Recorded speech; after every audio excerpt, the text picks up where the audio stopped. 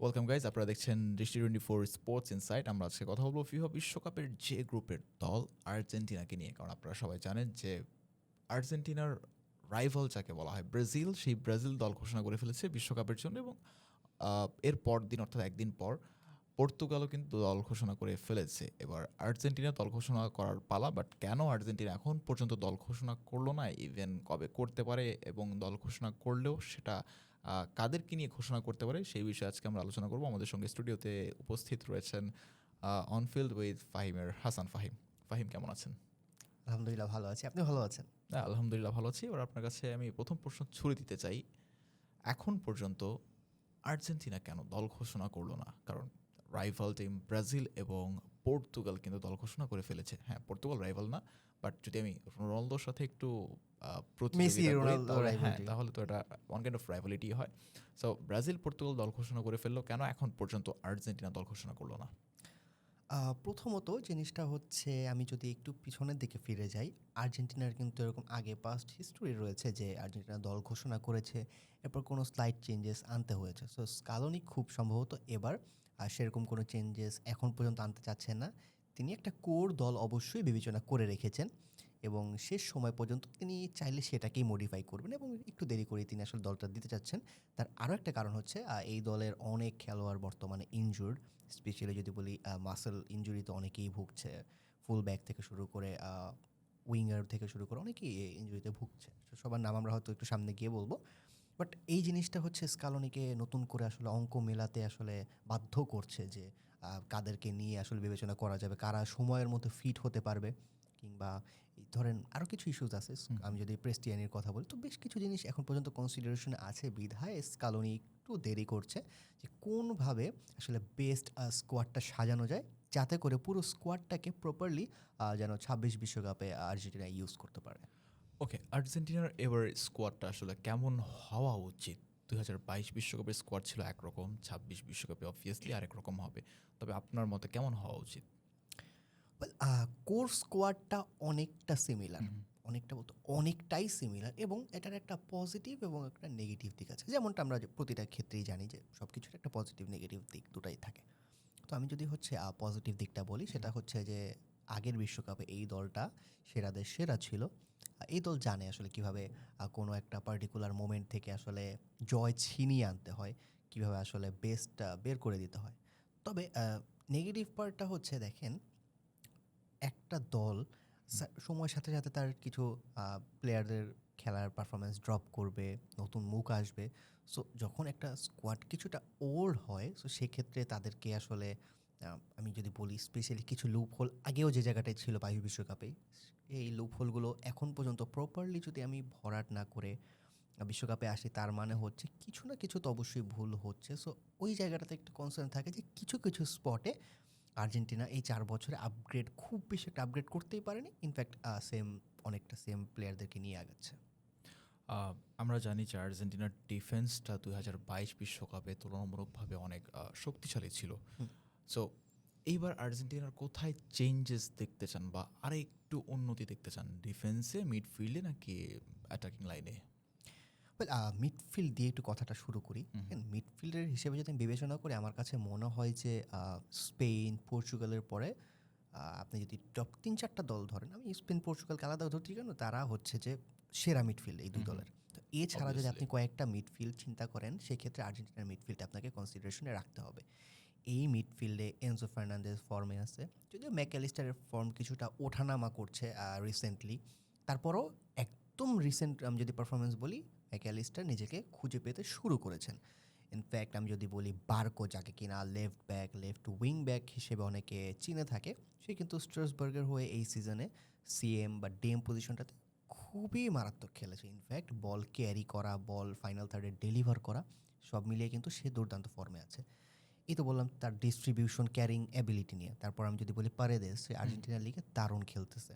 তাকে out of context মানুষ ভেবেছিল, বাট সে পারফরমেন্স দিয়ে আবার কনটেক্সটে ফেরত চলে এসেছে। রদ্রিগো, যে কিনা ডিপল, যে কিনা হচ্ছে মেসির সাথে গত ৩ মাস ধরে ডাবল ট্রেনিং সেশন করতেছে যেন সে ফিট থাকে। সো নিকো পাস, যে কিনা নিজেকে ফ্লারিশ করতেছে মারাত্মকভাবে, সিরিয়ার মোস্ট প্রবাবলি বেস্ট প্লেয়ার আপনি বলতে পারেন। আপনি অ্যাপার্ট ফ্রম লাউতারো মার্টিনেজ, সে নিজেকে এতটা পরিমাণে আসলে ফ্লারিশ করতে পেরেছে। অ্যান্ড পেরনে যে কিনা হচ্ছে কোমোরি, নিকো পাজেরি আরেকটা সতীর্থ, তিনি কিন্তু হচ্ছে দারুণ ফর্মে আছেন। সো এই যে যাদেরকে নাম আমি বললাম, এরা কিন্তু সবাই ব্যাকড আপ, সবাই ইনফর্ম। সো এই মিডফিল্ডটাকে আপনি ভরসা করতে পারেন, খুব ভালোভাবেই ভরসা করতে পারেন। অ্যান্ড আরেকটা নাম আমি মিস করে গিয়েছি, সেটা হচ্ছে পালাসিও, যে কিনা লিভারকুজেনে খেলে। দারুণ ছন্দে আছে ডিফেন্সিভ মিডফিল্ড পজিশন থেকে সেন্টার মিডফিল্ডের পজিশনটাতে তিনি খেলে থাকেন। তো আপনার কাছে এই মিডফিল্ডে আপনি যাদেরকেই নেন না কেন, আপনি কোয়ালিটিফুল ফার্স্ট স্টার্টিং 11-এ তাদেরকে রাখতে পারবেন এবং ব্যাকআপও কোয়ালিটি পাবেন। সো মিডফিল্ড নিয়ে আর্জেন্টিনার খুব বেশি যে চিন্তার জায়গা আছে তা নিয়ে আমার কাছে বলবো না, চিন্তার কোনো কারণ নেই। এবার আমার কাছে মানে ফরওয়ার্ড লাইনে আমি আর্জেন্টিনার খানিকটা আসলে দেখতে পাই যে হচ্ছে আমি আপনি বলতে পারেন যে হচ্ছে গার্নাচোর প্রোফাইলের যদি আমি কাউকে ইনফর্ম পেতাম, কারণ গার্নাচোর প্রোফাইল বলতে কি, who will play like Mbappe, মানে অবভিয়াসলি ক্যালিবার আলাদা, পোটেনশিয়াল সিলিং আলাদা। আমি জাস্ট বলতেছি প্লেয়ার প্রোফাইলটা, যে হচ্ছে তার স্পিডটাকে হোল্ড করবে, কাউন্টারে বল আসবে, সে তার স্পিড অ্যান্ড ড্রিবলিংয়ের খানিকটা ছোঁয়া কাজে লাগিয়ে অ্যাটাক করবে। সো এই প্রোফাইলটা খানিকটা মিসিং, যদিও আপনি সেটা আসলে নিকো গঞ্জালেজের কাছ থেকে দেখতে পারবেন, বা আপনি সিমিউনের কথা বলতে পারেন, তাদের কাছে দেখতে পারলেও লেভেলটা আমার কাছে মনে হয় টপ নচ না। অ্যান্ড ফরওয়ার্ড লাইনে আরও আছে উইলিয়ান Alvarez, Lautaro Martinez and নেভারদালেস Messi. So এই যে আমি যদি ফ্রন্ট লাইন বলি, ফ্রন্ট লাইন ভালো, বাট আমার কাছে মনে হয় এই ডিমারিয়ার একটা ফ্লেভার, যেটা 22-এ আর্জেন্টিনাকে জিততে সাহায্য করেছিল, ওই ফ্লেভারটা মিসিং। যেটা আপনি একটু আগে বলতেছিলেন যে 22-এর থেকে আমি এখানে কী চেঞ্জেস দেখতেছি। সো এই ফ্লেভারটা না হয়তো স্কালোনি চেষ্টা করেছিল কার্বনিকে, ভ্যালেন্টিন কার্বনিকে এই দলে ইনক্লুড করার, তাকে ঘিরে একটা প্ল্যান করার, কিন্তু দেখা গিয়েছে যে ক্লাব ওয়ার্ল্ড কাপে কার্বনে ইঞ্জুরিতে পড়ে এবং তার সেখানে এসিএল ইঞ্জুরিতে পড়ে। এবং আপনি জানেন এসিএল ইঞ্জুরি একটা খেলোয়াড়ের জন্য ক্যান্সারের মতোই আসলে ঘাতক হিসেবে আসে। সো সেই জায়গাটাতে কার্বনি সেই প্ল্যান থেকে ছুটে যায় এবং ওই প্রোফাইলটা প্রপারলি আর বিল্ড আপ হয়নি। সো আমি বলবো যে এই জায়গাতে একটু ফরওয়ার্ড লাইনে মিসিং, বাট ফরওয়ার্ড লাইনে প্রেসিং করার মতো প্রচণ্ড খেলোয়াড় আছে। আপনি সিমিওনে বলেন, আপনি নিকো গঞ্জালেস বলেন, আপনি উইলিয়ান আলভারেজ, লাউতারো মার্টিনেজ বলেন, সবাই। কেন আমি হচ্ছে মেসির নামটা বাদ রাখলাম, কারণ মেসির জন্য এরা প্রেস করবে। তারা চাবে মেসি তোমার প্রেস করতে হবে না, তুমি ক্লাচ মোমেন্ট দিবা আমি জানি, তুমি একটা বল আনএক্সপেক্টেডভাবে দিবা আমি জানি, আমি তোমার জন্য সেই কষ্টটা করব। শুধু আমি না, আমরা সবাই কষ্ট করব। ইনফ্যাক্ট যদি লাগে এমি মার্টিনেজও পাল্লা এসে ফ্রন্ট এসে প্রেস করবে, মানে সিচুয়েশনটা এমন। সো আই থিঙ্ক ফরওয়ার্ডেও টেনশন খুব বেশি একটা নেই। ডিফেন্সে এসে আপনি প্রশ্ন তুলতে পারেন কীভাবে। দুই ফুল ব্যাকে, এক তো হচ্ছে রাইট ব্যাকে যদি আমি বলি মলিনা, মন্টিয়েল, তাদের মধ্যে ইনজুরি ইস্যুস আছে। ইনফ্যাক্ট এতটা ইনজুরি ইস্যুস যে বিশ্বকাপ খেলা না খেলা নিয়ে একটা প্রশ্ন উঠে আসে। সো যদি তারা দেখা যাচ্ছে ফিট না থাকে, তাহলে হয়তো স্কালোনিকে নতুন করে ছক কষতে হবে। দেখা যাবে যে মেকশিফট কাউকে খেলাতে হতে পারে। ফর এক্সাম্পল আমি যদি চিন্তা করি বালেরডি, সেনেসি, বা মানে তারা সেন্টার ব্যাক, বাট তাদের রাইট ব্যাক হয়তো খেলাতে হতে পারে। এবং আরেকটা অপশন হতে পারে যে আপনি সিমিওনের কথা যেটা বলছিলাম, সে কিন্তু উইংয়ের পুরোটা জায়গা সে কভার করতে পারে, কারণ তার বাবা দিয়েগো সিমিওনে তাকে এভাবেই গড়ে তুলেছে। সো আপনি তাকে আসলে যদি রাইট ব্যাকটাতে খেলিয়ে লেফট ব্যাকে আপনি একজন সামওয়ান লাইক লিসান্দ্রো, তাকে যদি আপনি খেলান, সো আপনি অ্যাটাকের সময় তাদের লেফট ব্যাক সহ তিনজনকে আপনি ডিফেন্সে পাচ্ছেন, আর সিমিওনে উপরে চলে যাবে অ্যাটাকে, এবং মিডফিল্ডার আপনাকে ডিফেন্সে একটা সাপোর্ট প্রোভাইড করবে। সো এখানে মোটামুটি ব্যালেন্স হয়। বাট অ্যাগেন সেখানে কিন্তু আসলে প্রশ্ন থেকে যায় যে আপনি কোনো একটা নতুন প্ল্যান করতেছেন, প্লেয়াররা তো ইউজ টু হতে হবে সেটাতে খেলে। তো স্কালোনি এই ব্যাপারগুলোতে ভাবছে হয়তো, আশা করি। লেফট ব্যাকটাও আসলে টিপিক্যাল আগের আর্জেন্টিনার মতো। ইনফ্যাক্ট গত 2 বিশ্বকাপের সাথেও আপনি সে মেলাতে পারবেন জিনিসটা। সো আমার কাছে মনে হয় এই জায়গাতে আর্জেন্টিনার জন্য বেশ একটা লুপহোল, যে দলের উইং অ্যাটাক ভালো তারা কিন্তু আর্জেন্টিনাকে এখানে এক্সপোজ করতে পারে। 2022 বিশ্বকাপে আর্জেন্টিনা যেমন একটা এক্স্যাক্ট টিম হিসেবে খেলেছে, 2018 সালে, আমি একটু 18 সালে ফিরতে চাচ্ছি, 2018 সালে যদি আর্জেন্টিনা ঠিক এমন একটা দল হিসেবে খেলতে পারতো, তাহলে কি ট্রফিটা আসলে তখনই আর্জেন্টিনা হতে পারতো কিনা, বা এটা ব্যাক টু ব্যাক থার্ড শিরোপার জন্য আমরা যেতাম কিনা? দেখেন, আপনি লাইফে যাই করেন না কেন, there will always be if and but, ঠিক আছে? তো আর্জেন্টিনার দলটা নিয়ে আমি স্যাটিসফাইড ছিলাম না 2018-তে, কারণ ইনফ্যাক্ট ওই সময় অনেক কন্ট্রোভার্সি ছিল, করাপশন, ফুটবল বোর্ড ছিল, তাদের অনেক করাপশন রিলেটেড অনেক নিউজ আসতেছিল সামনে। পুরো স্কোয়াড যদি আমি চিন্তা করি, আর্জেন্টাইন লিগের খেলোয়াড় দিয়ে ভরা ছিল। ইউরোপিয়ান খেলোয়াড়দেরকে ইগনোর করা হতো ওই সময়। সো যেটা হয়তো আপনি আমাদের অনেক জায়গায় সিমিলারিটিস পাবেন, সেটা নিয়ে হয়তো আমরা এখন কথা বলবো না। তো ওই জায়গাতে বেশ কিছু করাপশনের আসলে ইন্ডিকেশন দেখা যাচ্ছিল। তো এতে যেটা সমস্যা হয়, আর্জেন্টিনার টিম হিসেবেই স্ট্রং ছিল না। আপনি যে কাউকে নামাবেন, সে অলরেডি দেখা যাচ্ছে যে স্পেসিফিকভাবে নাম বলি, মেজার কথা যদি বলি, আমি আই ডোন্ট নো একজন ফুটবলারের পাসিং বা রিসিভিং এত বাজে কিভাবে হতে পারে। আমি ইনফ্যাক্ট আমারও মনে হয় না এত বাজে। আমি একটা বল রিসিভ করলে ৪-৫ হাত দূরে চলে যেত তার। তো যাই হোক, মানে ওই দলটাও কিন্তু ফ্রান্সের এগেনস্ট যারা জিতেছিল সেবার ৪-৩ গোলে আসলে হেরেছিল, এবং সেই ম্যাচটা আর্জেন্টিনা জিততেও পারতো যদি শেষ মুহূর্তে সুযোগগুলো কাজে লাগাতে পারতো।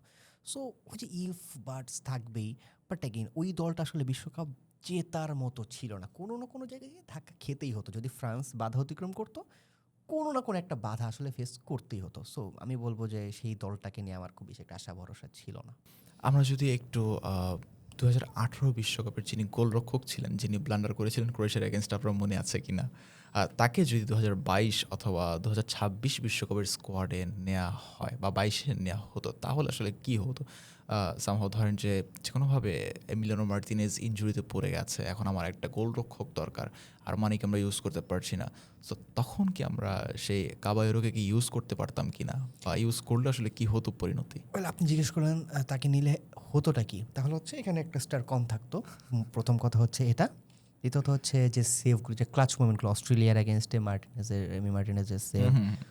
পেনাল্টি শুট আউটে, ফ্রান্সের এগেইনস্টে মার্তিনেজের সেটা তো অসাধারণ সেই অবভিয়াসলি সেভটা। সেটা একটা ইয়া, হেডলাইন হয়ে থাকবে। হ্যাঁ। তারপর হচ্ছে আমরা যে পেনাল্টি শুট আউটে যে নেদারল্যান্ডসের এগেইনস্টে আমরা যেভাবে সেভ করে সেখানে আমরা পার পেয়েছি, ফাইনালে যেরকম সে আসলে মাইনি গেম খেলেছে, সেভ দিয়েছে, সো সেই জিনিসগুলো হতো না। আর্জেন্টিনার একটা স্টার কম থাকতো।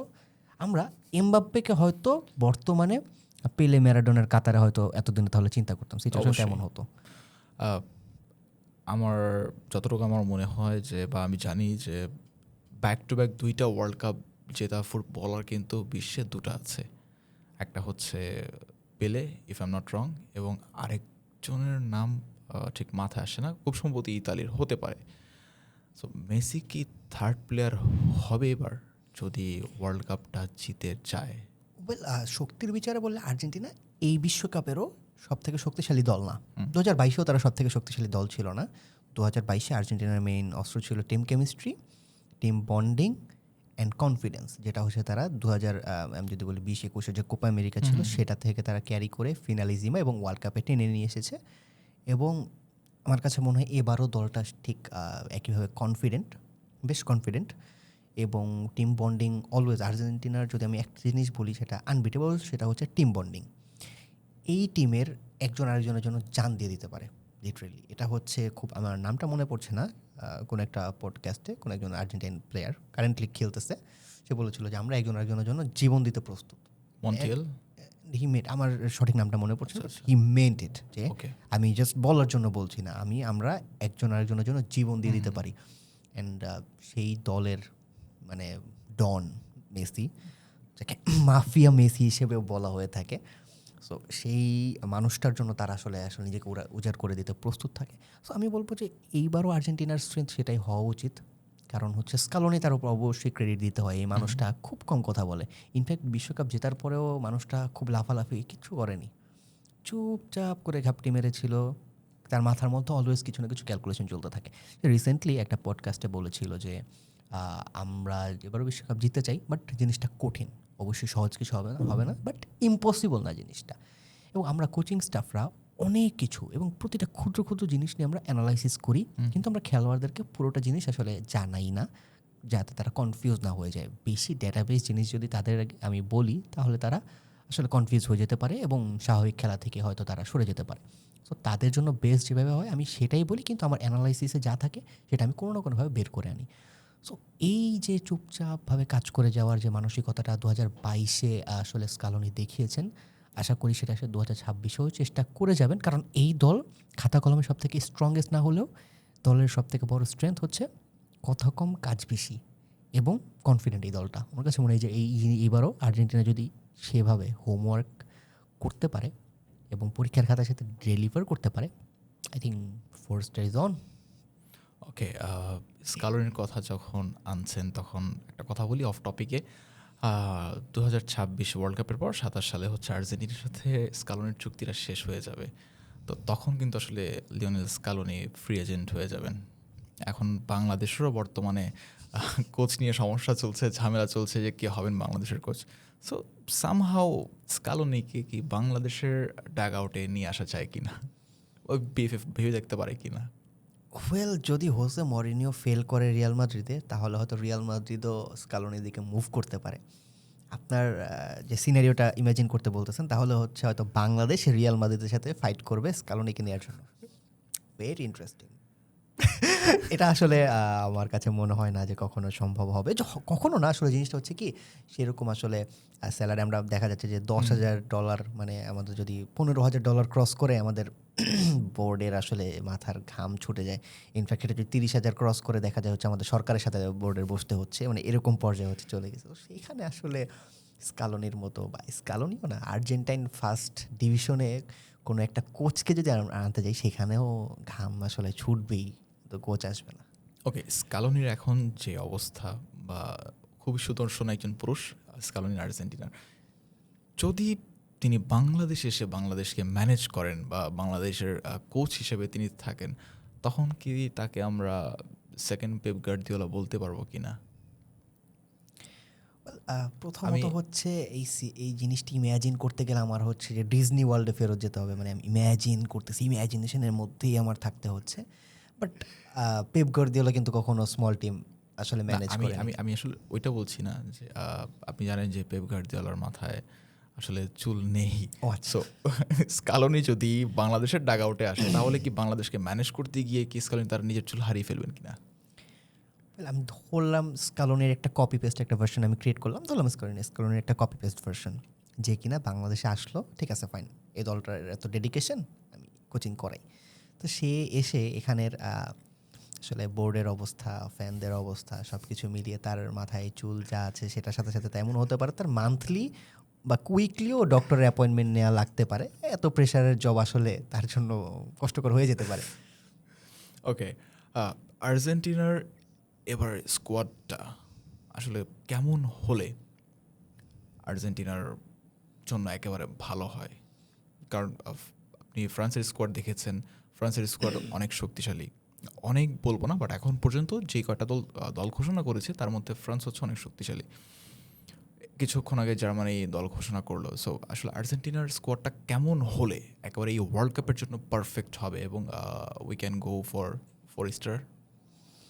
পারফেকশন বলতে আসলে কিছু নাই, সেটা আসলে পারফেক্ট করে নিতে হয়। ইনফ্যাক্ট আমি যদি বলি পর্তুগালের কথা, আমি যদি বলি ফ্রান্সের কথা, আমি যদি বলি স্পেনের কথা, একজনের দলে জেনুইন নাম্বার 9 নাই, একজনের দলে হচ্ছে creative midfielder plus full back নাই, মানে কোয়ালিটি ফুল আর কি। আরেকজনের দলে আমি যদি চিন্তা করি সেক্ষেত্রে আমার সেন্টার ব্যাক পেয়ারিংটা এলিট না।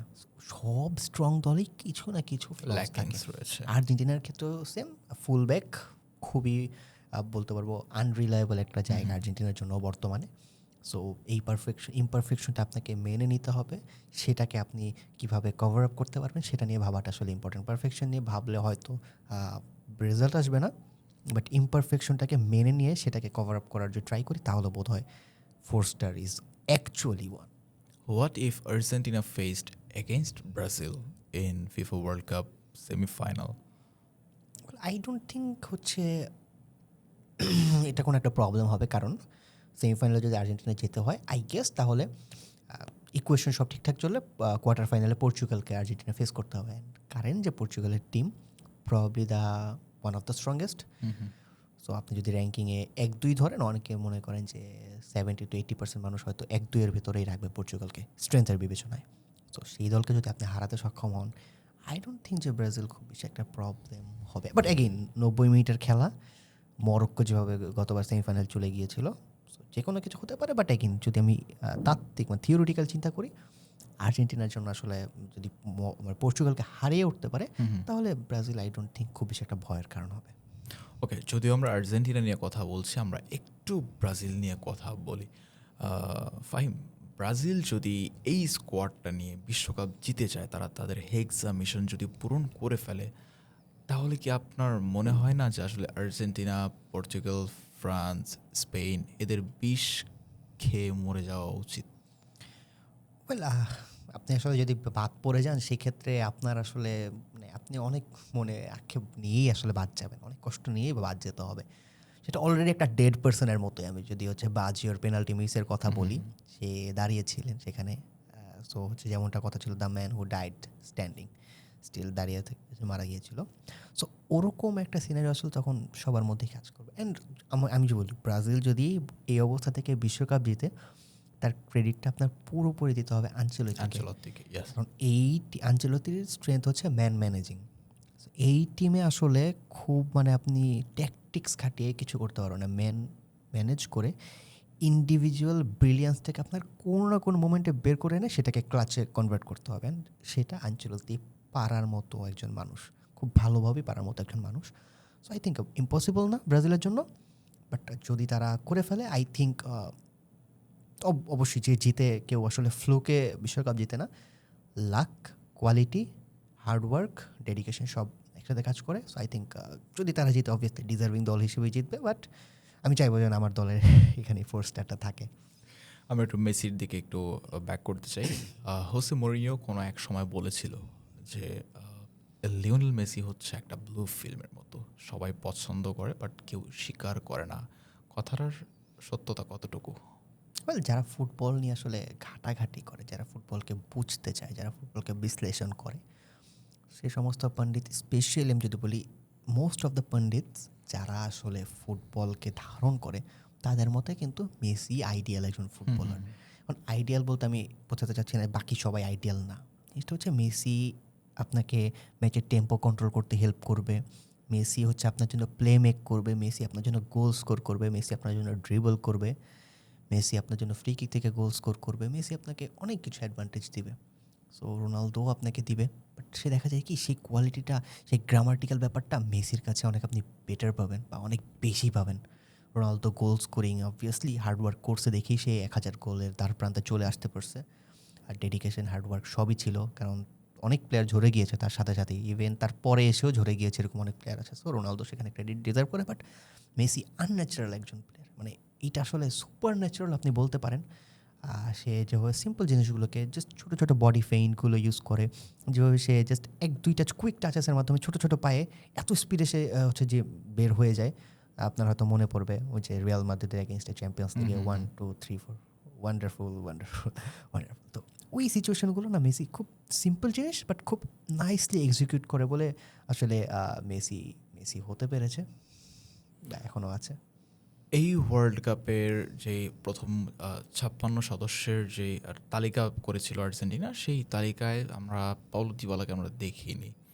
সো মোটামুটি ধরা যাচ্ছে যে ওই ৫৬ সদস্যের তালিকা থেকে ওইখান থেকে ২৬ জনের তালিকা তৈরি হবে। সো ওই ২৬ জনের তালিকায় পাওলো দিবালাকে দেখতে না পাওয়াটা কি হতাশার কি না? এটা হতাশার হবে যারা দিবালাকে নিয়ে অনেক বেশি এক্সপেকটেশন রেখেছিল। দেখেন আমি যদি আমি ২০১৬-১৭ ওই সময়ের কথা চিন্তা করি, দিবালাকে নেক্সট মেসি ট্যাগ দেওয়া হয়েছিল। অ্যান্ড ইউভেন্টাসে থাকতে তার খেলাটা সেরকম লেভেলেই ছিল, খুবই নাইস ছিল। সো সেখান থেকে আপনি যখন নিজের পোটেনশিয়ালকে হিট না করতে পারবেন, আপনি কম্পিটিটরদের সাথে নিজেকে আসলে সেই লেভেলে অ্যাডজাস্ট না করতে পারবেন, তখন কিন্তু আপনি পিছিয়ে যাবেন। দিবালা অ্যাজ এ প্লেয়ার খারাপ না, বাট আর্জেন্টিনার যে প্রোফাইল ডিমান্ড করে সেটার জন্য মানে মেসি তো অলরেডি যদি এক্সিস্ট করে তোমাকে মেসিকে ওভারটেক করতে হবে, যেটা কাইন্ডা ইম্পসিবল দিবালার জায়গা থেকে। সো এক্সট্রা কিছু আনতে হবে যেটা হচ্ছে যে মেসির সাথে মিলে তুমি বেটার কিছু ডেলিভার করতে পারবা। আইদার সেটা হতে পারে গুড ড্রিবলিং, সেটা হতে পারে যে ওয়াইড এরিয়াতে ভালো এক্সিকিউশন। বাট দিবালা হচ্ছে more of a central player, যে হচ্ছে সেন্ট্রালি কন্ট্রোল করতে পছন্দ করে, যার খুব বেশি একটা পেস নেই। সো দেখা যাচ্ছে কি ওইভাবে অন্যান্য প্লেয়ার মেসির সাথে মিলে যেটা একটা ভার্সেটাইল গেম প্লে ডেলিভার করতে পারে সেটা দিবালা পারে না। সো এই জন্য আসলে দিবালা পিছিয়ে গিয়েছে এবং বর্তমানে তার আমি কোনো সম্ভাবনা দেখি না তার আসলে বিশ্বকাপ স্কোয়াডে জায়গা পড়ে, এবং এটা বাস্তবতা, এটা মেনে নেওয়া উচিত। দিবালা যেখানে যাওয়ার ক্যাপাসিটি রাখতো আর্জেন্টিনা দলের হয়ে কিংবা নিজের ক্যারিয়ারও, সেখানে সে যেতে পারেনি।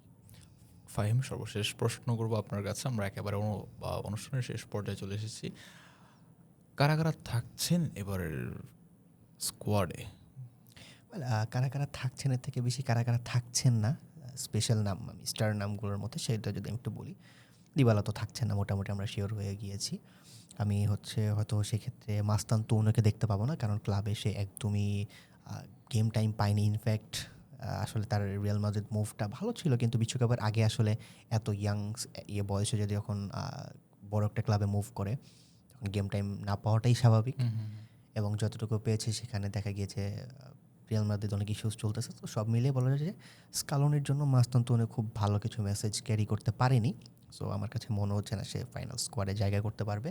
ক্রিস্টিয়ানির একটা ওয়েফার যে ইস্যুটা আছে সেটা যদি বিশ্বকাপে ক্যারি করে, সেটা একটা আসলে প্রশ্নের মুখে বা একটা কনফিউশন ক্রিয়েট করতে পারে যে তাকে আমি আসলে নিব কিনা। বাট তাকে স্কোয়াডে রাখতে পারলে আই থিঙ্ক ভার্সেটাইল একটা অপশন পাবে আর্জেন্টিনা। তো আমি সাজেস্ট করবো, মানে আমার কাছে মনে হয় সে থাকলে হয়তো বেটার।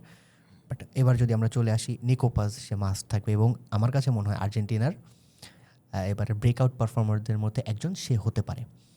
বার্কোকে নিয়েও আমার সেম ধারণা, যদি তাকে স্কোয়াডে নেয় সে একজন গেম চেঞ্জার হইতে পারে, তার সেই ক্যাপাসিটি আছে। নিকো গঞ্জালেস এবং আমি যদি বলি জুলিয়ানো সিমিওনো, আমার দুইটা হচ্ছে যে মরণঘাতী অস্ত্র।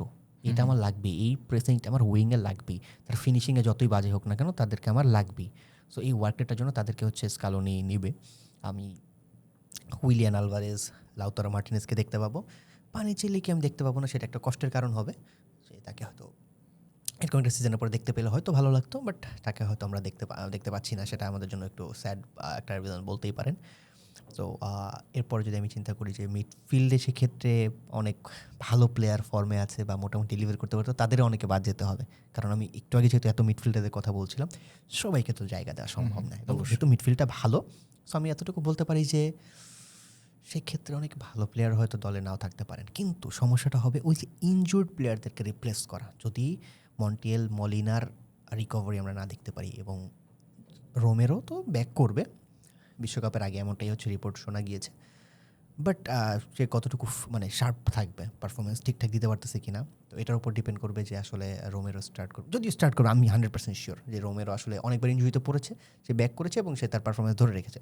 তো আমি লিসান্দ্রো মার্টিনেজ, ওটামেন্ডি, বালেরডি, সেনেসি, কুইনিয়া, আমি ট্যাগলিয়াফিকো, এই নামগুলো আসলে ঘুরতে ফিরতে থাকে, এদেরকেই দেখা যায় হর হামেশা। এরপর আমি যদি গোলবারের নিচে অবভিয়াসলি আর্জেন্টিনার খুব ভালো অপশন রয়েছে এমি মার্টিনেজ ছাড়াও। যদি এমি মার্টিনেজেরও দেখা যায় কিছু একটা হয়, সেক্ষেত্রে মুজও খুব দারুণ ফর্মে আছে। সো আই থিঙ্ক অ্যান্ড হচ্ছে রুলি, সেও খুব দারুণ ফর্মে আছে। সো আমার কাছে মনে হয় না যে গোলকিপিং পজিশন নিয়েও আর্জেন্টিনার চিন্তার কোনো কারণ আছে। জেরোনিমো রুলি নাকি ওয়াল্টার বেনিতেজ? আমি রুলিকে হচ্ছে যতটা দেখেছি এই সিজনে, আমার কাছে মনে হয়েছে যে রুলি সেক্ষেত্রে একটা ভালো অপশন হতে পারে। বাট অ্যাগেইন আপনার হাই স্কেলে একজন গোলকিপার চেঞ্জ করতে হয়, থার্ড গোলকিপার আসলে নেয়ার জন্য নেওয়া হয়ে থাকে।